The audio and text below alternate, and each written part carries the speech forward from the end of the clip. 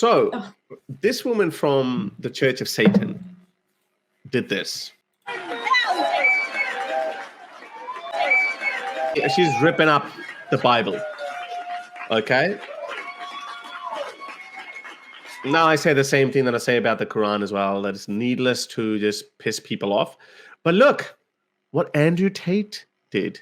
Andrew Tate retweeted Fox News's tweet where they showed this clip of Hail Satan, Satan con, goers, shred Bible, blah, blah, blah. And he says, try the Quran if you're so brave, with a little smiley from the early 2000s, like he didn't use the actual smiley, just colon in this bracket. It said, try the Quran if you're so brave.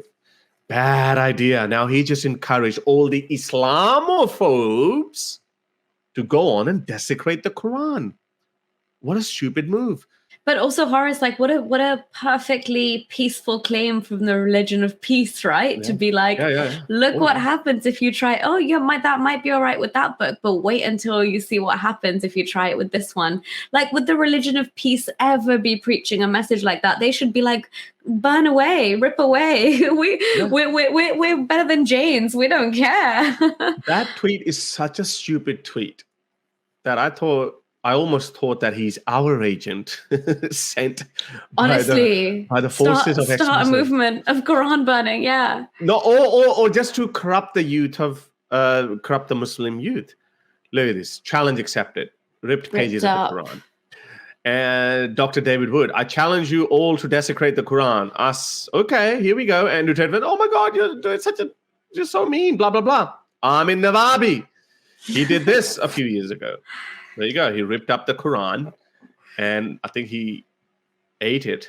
Some people ate it. I think AP ate it. Oh my goodness! He spat on it. Oh, okay. Spit and a rip. Yeah.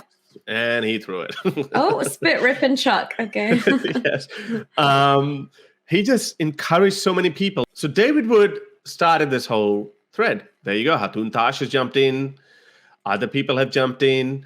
And this thing was trending yesterday. Andrew Tate Quran Challenge. So he challenged people.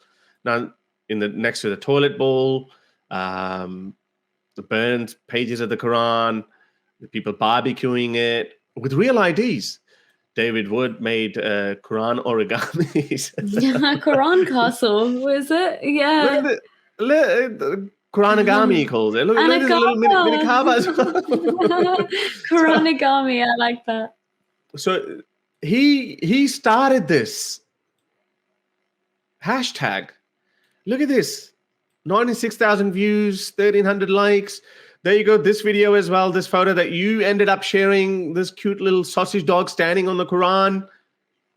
That backfired big time.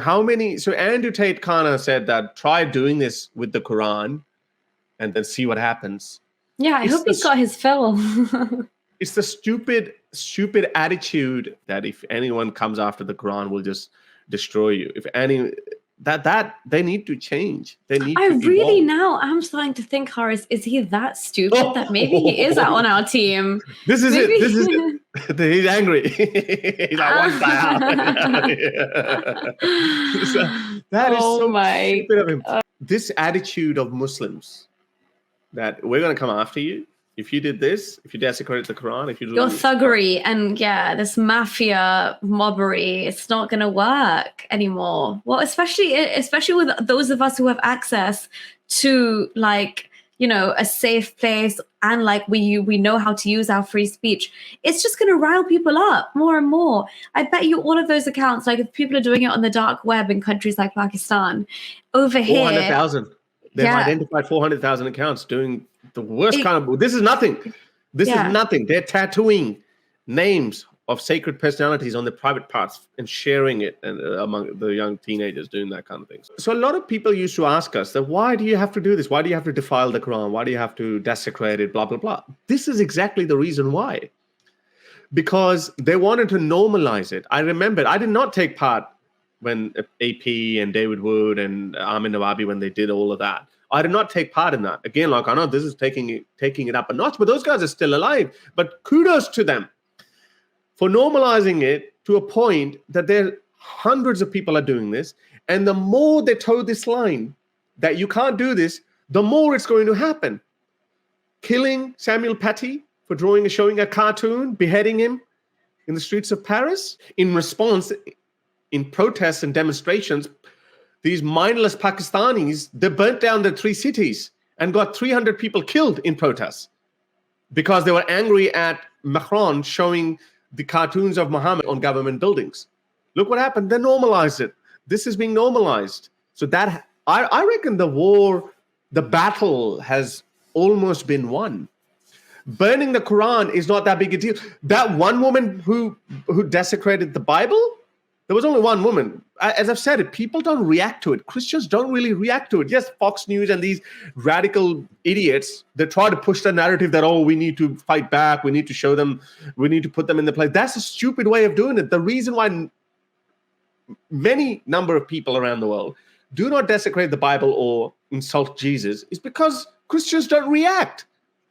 Oh, people have been making rolling joints out of Bible pages and using it as toilet paper, and they were made mockery out of even in like US Hollywood movies. But it's so stupid. But for someone to do that to Jesus or the Bible is so stupid that it's just almost pointless. A person who does it actually comes across as, as disturbed person, not a normal person, because there is no need to do it. But with the Quran, you give us the reason to do it because you're saying that you're going to kill us for doing that.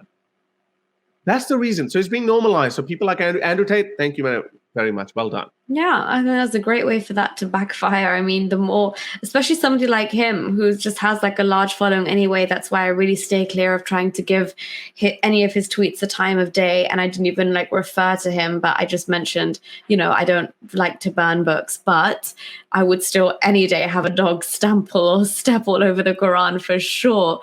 But yeah, the fact that people have just responded, and again, every tiny little push is in our favor. And the movement is like, even me, I that tweet, I would never have imagined in my life that I would be, putting a picture of a dog that's got his like paws on the Quran. Like the Muslim inside me is like, but the ex-Muslim inside me is like, yes, this is time to do this, because it's literally inciting. You're trying to scare us off with threats of violence and threats of repercussions. It doesn't work like that anymore. The tides have changed and the times have changed, and they are moving in our favor now. So it's just simpler as well, because we're on the right side of history. We don't need to defend the crap that you guys need to defend. And we don't need to like try and make sense of things that are just logically incoherent and morally reprehensible. We've got laws that are better than what your Quran codifies. So if people are stamping on it or using it as near their toilet bowl, then honestly, not my style, but kudos to them, because you encourage it. Your thuggery encourages this behavior. And I get asked so many times by so many people in Pakistan and other places to say, should we do this? Should we do this? You need leaders. There are leaders everywhere. In every community, there are leaders. So you don't need to piss them off to a point that if I start encouraging people to start doing it, imagine what's going to happen. I get nearly every month, I get nearly 300,000 to 500,000 views in Pakistan alone. Every month I get them. Even if 2% of them start doing this, if I start actively encouraging that, then see what's going to happen. They're crying with about 400,000 blasphemers in Pakistan. Imagine how the number is going to soar. So very quickly, I want to wrap this up by showing the response that some of these average so-called progressive Muslims. You mentioned, at the back of this Andrew Tate challenge, you showed this photo where there's no racism in that. You're purely coming from a point of critiquing Islam, and you got accused of being in bed with the right-wing supremacists, white supremacists. That's Jawad Hashmi, who wants to be taken as a historical critical scholar. So that's their response. On the one hand, we have to fight with these people who want to behead us for doing that, and then we have to show that, no, hang on, we can do this. And then on the other hand, we have these lipstick Muslims who say, well, that's such a white supremacist-y kind of thing to do. They have no answers, Nuria. They're lost. If you like my video and would like to support my channel, then you can be my patron by going to patreon.com/xmuslim, or you can simply buy me a coffee.